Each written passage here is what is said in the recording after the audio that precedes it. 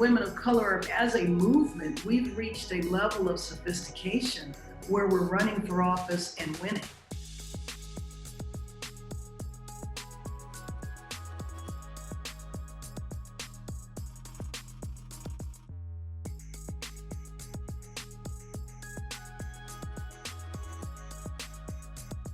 I don't think we can start really any place else but asking you where you were on January 6th. What was your experience of that day, and how are you? I am doing fine. I will tell you that I'm still pretty angry about what happened, and just arrived back in Los Angeles from DC. And DC right now, especially at the Capitol, several years ago, I went to Iraq. I was in the green zone in Baghdad. And that's what DC feels like to me right now, just in terms of the Capitol itself, just in terms of the hundreds of soldiers that are there. And as I drove around yesterday, I said, it's not that we were threatened by Al Qaeda, or Al Shabaab, or ISIS. We were threatened by the President of the United States. Yeah. So we're going to get to how we do things, but before we get to how we do things, a subject in which you are an expert, what things should we be doing? There's obviously the investigations into what happened on January 6th. There are actions to be taken about, with regard to individual actors, bad actors, and others.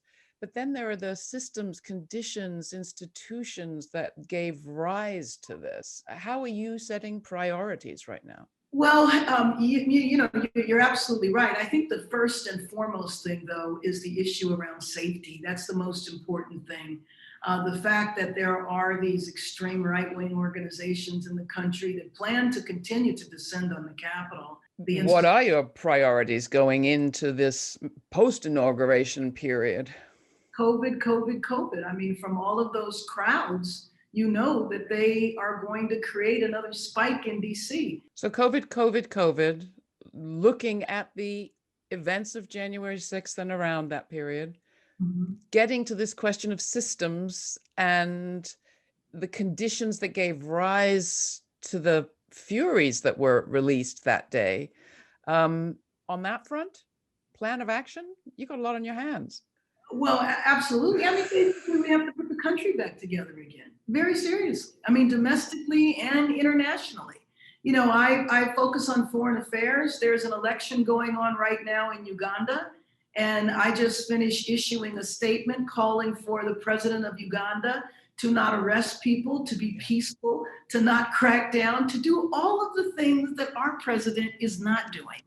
So we want to tell your story in this conversation as well, because you live at that intersection of movement work, aspiration to radical social change and systems shift, and elected office.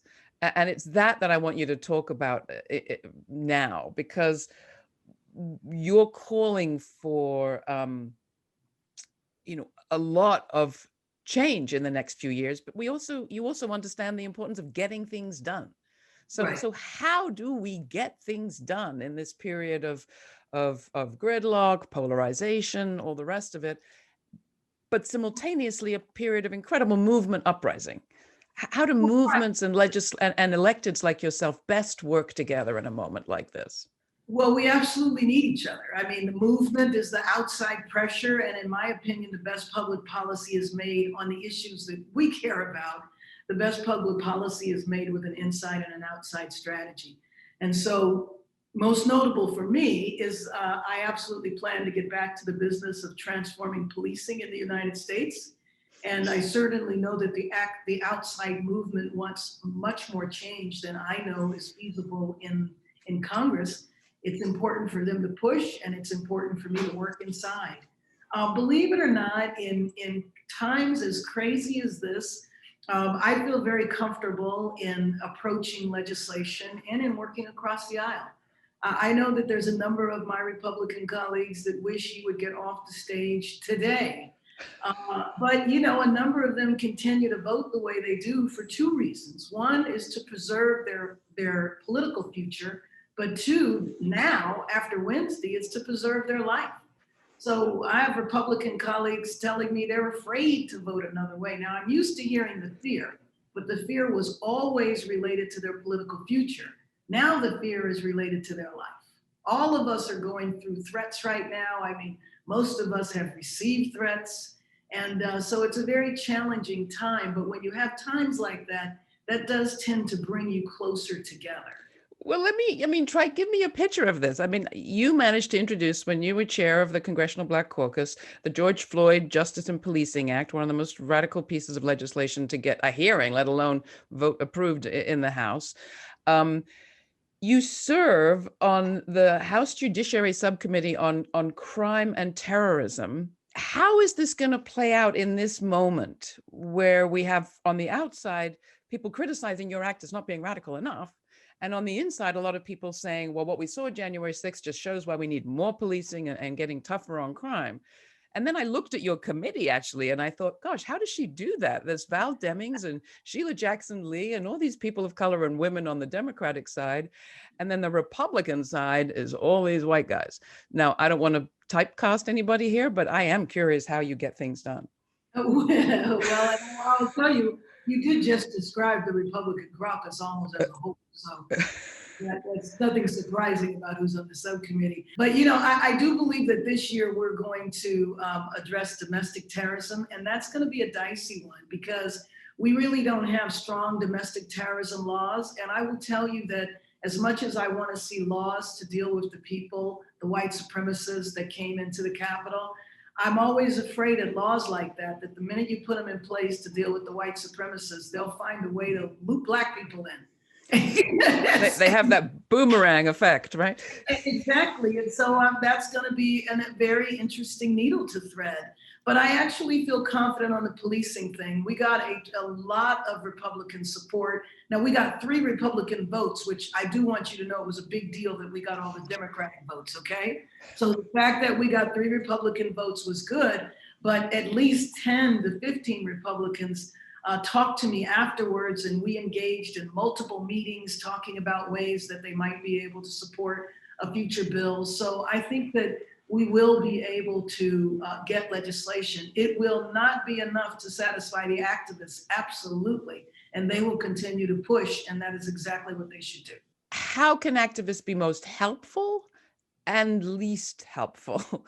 I mean, we're in a situation, for example, with respect to Biden-Harris, where I'm reminded of, FDR's message to J. Philip Randolph, you got to make me do it, even what I've promised to do. So there are things that Biden-Harris have promised to do, which we want to see happen, progressives do. But then that was never enough, and we want to see other things happen. How do we make our critique of the not enough not become a reason to undermine even that little bit of not enough? Well, I mean, I think that it's important to push and to explain why, how what we're doing is not going to be enough. From our end, it will always be, this is a first step. We're not finished. There'll be another step around it. But what does happen a lot is that when the legislation is signed, even with all of the momentum leading up to it and all of the pressure, a lot of times the outside pressure dissipates. So one thing that I would suggest, let's just say we get the George Floyd Justice and Policing Act passed. I would suggest that the activists fight on a local level to make sure it gets implemented, the parts of it that are there, but then to come back and push and say, why, that was good, great first step, now this is what you need. These are the gaps. You passed this bill, but this part of it doesn't work. Because, that is often the case. You pass a piece of legislation, but then when you're on the implementation stage, you find weaknesses, you find strengths and weaknesses, and you always need to come back and improve. And when we go back to improve, it'll be an opportunity to see if we can push the envelope further. Now, at the same time, you have to educate the public too. You have to bring the masses of people along to understand why what you did was a great first step, but you need 10 other steps. So the reason we're coming to you on this is because you're an expert on inside-outside organizing. And we have interviewed proteges of yours and mentees of yours. I've written about the organizations that you've helped to create. I want you to share some of that story with our audience. I could do it, but I'd rather you did. You didn't get born onto the earth knowing how to do this. And I think when you started many years ago, you can decide when you want to start the story, you could never have imagined, I don't think, that you would Never. have seriously been in the running as a vice presidential candidate for the presidency Oh, in see, 2020. I didn't even think you were going to say that. I thought you were going to say Congress. So I Well, couldn't have even imagined that, let alone the idea that I would be considered as to be a vice president of the United States. No, completely out of my imagination. But I did spend most of my life working on the outside as an activist, never imagining elected office. But really, the decisive time in my life that changed all that was crack cocaine. And by the way, there is a tremendous documentary on Netflix called Crack that really lays it down, and talks about all of it in terms of the move to the right, the laws that laid the foundation for mass incarceration, as well as the CIA involvement. But what I found is that the outside strategy was not enough. The communities were falling apart. And I felt that my activism was limited and that I had to figure out basic reforms on the inside. Well, there was a time period in my life when reforms were never enough because I wanted transformation today. But you know what? People were dying on the street. I mean, we had 1,000 homicides in 1 year in Los Angeles. And I felt like all of the years I spent as an activist, if I couldn't figure out what to do, then, what was the value I was bringing to the table? Because what was happening from the masses of the people, and this is the part that is not talked about with the crime bill. I didn't like the crime bill in 1994. We fought against it, but I understood why it happened. It happened because people in the community were demanding it. They wanted the military sent in. They didn't care about their civil liberties because they were trying to survive. And the left and the activists had no answer for them.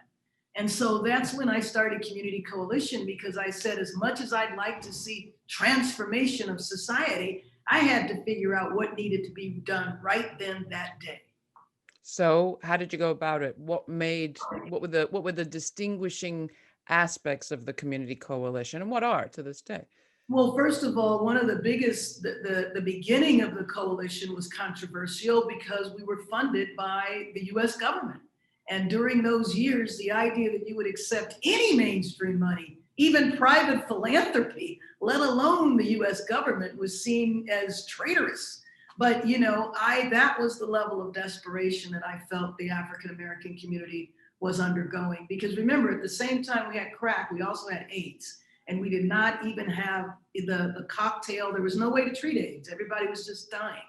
And so I felt that we had to come up with some practical solutions for people in the community so that they would stop saying, bring us the police. So we spent months going door to door in the middle of South Central, where all the homicides were taking place, talking to residents about what did they need to see to improve the quality of life. And then we started fighting for drug treatment resources, because to us, the crack epidemic was a public health crisis and it was an economic crisis. So people were surviving economically by the drug trade, and people had an addiction and they needed treatment. But when it came to our community was criminalized and incarcerated for a health and for an economic issue. And so we mobilized the community together and we began to shift things in terms of policing. So it's no secret, I don't think, that you've been kind of a mentor to many members of the squad, leading as you did in a certain kind of way, this flow, I think, of community activists going into government. A lot of them women of color, and I don't think that's an accident. I'd love you to talk to that. Well, what's your advice to them in this moment as they also deal with a pandemic, a policing crisis, a racism crisis, white supremacy, and the many, many pressures that they're on today that in some ways are even greater because of the shrunken amount of time it takes for a story to go from my lips to the universe? Well, yeah, I mean, when the Community Coalition started, the internet was barely being born.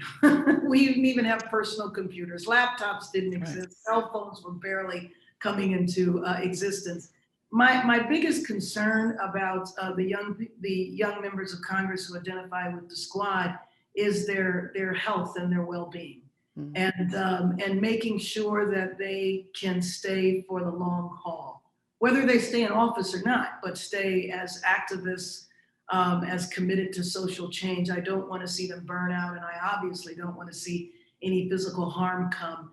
and getting them to understand how to work in a legislative body, because you can be very well known, liked, loved, a celebrity on social media, but at the same time, you have to get 218 people to vote for your legislation.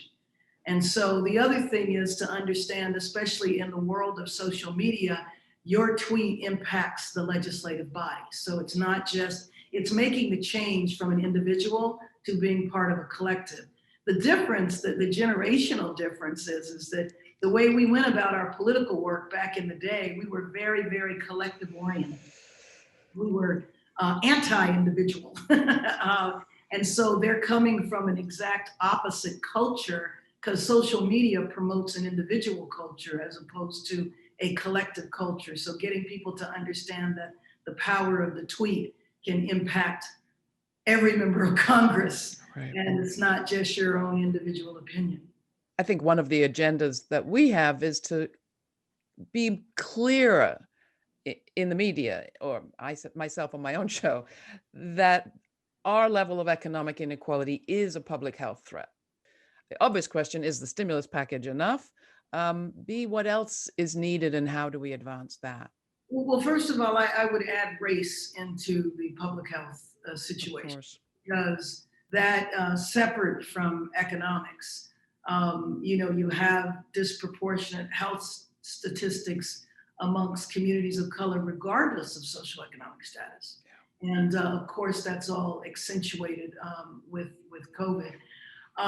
So I would say that in the economic stimulus package, people need money.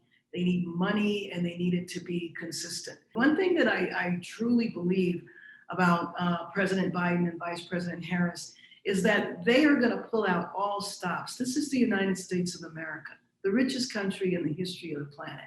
We have tons of resources. What Trump did in his denial, and also just in his ideological viewpoint, is he took a public health issue and he turned it over to the free market and basically said, capitalists, figure it out. And then he decentralized health and politicized it. So there has not been a national strategy. There was no reason for these many people who died. I believe that President Biden and Vice President Harris will involve the military, and we need military involvement in COVID. Coming back to that sort of throwaway line about who is leading the charge, as it were, from the front lines of movement to elected office, and how it just so happens, it seems as if women of color are the forefront of that. It's not just a coincidence, in my view. Or is it? What do you think? Why is that the case? I do think that we have the emerging populations and emerging leadership that now is being organized. And I also think as a movement, we've reached a level of sophistication where we're running for office and winning. Mm-hmm. So, I remember before we used to run just to make a point. Right. And we actually have positions of power now. Yeah. My problem, my beef is that we don't necessarily know what to do with it.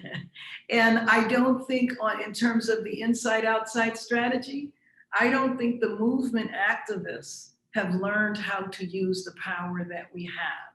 I don't think they strategically use the relationships. So those of us that are in elected office, we could have a much more strategic relationship with the outside than we do. We end the show every week, or most weeks, Congresswoman, by asking people what they think the story will be that the future tells of this moment. And you can kind of pick whatever future you want. What is your sense of the moment we're living in?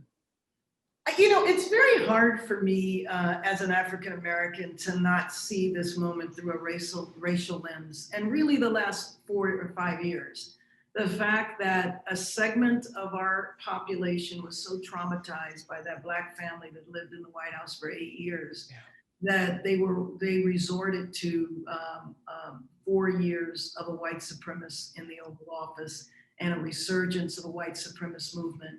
And that there is a sector of our country that is deathly afraid of the change in demographics so much, that they would turn over their country to somebody who was clearly unstable from day one, pathologically narcissistic. And so it's hard for me to not view this moment from that lens. Now, that's the negative. The positive is I'm tremendously hopeful at all of the emerging activists. I look at the movements and say, people like me will be able to retire because there's a tremendous wave coming along. And to me, if you're truly committed to social and economic justice, then you're deeply concerned about who's coming after. And my focus, I want the next iteration of my life to be devoted to doing everything I can to nurture the next generation, because you realize that the movement never ends. It's a lifelong, forever struggle. And so you always have to make sure that there's troops ready to carry on. Well, I know you have both mentored many troops and that you have many years still to go. So we look forward to talking to you again, and really, really appreciate your time today, Congresswoman. Thank you. Thank you. Appreciate it.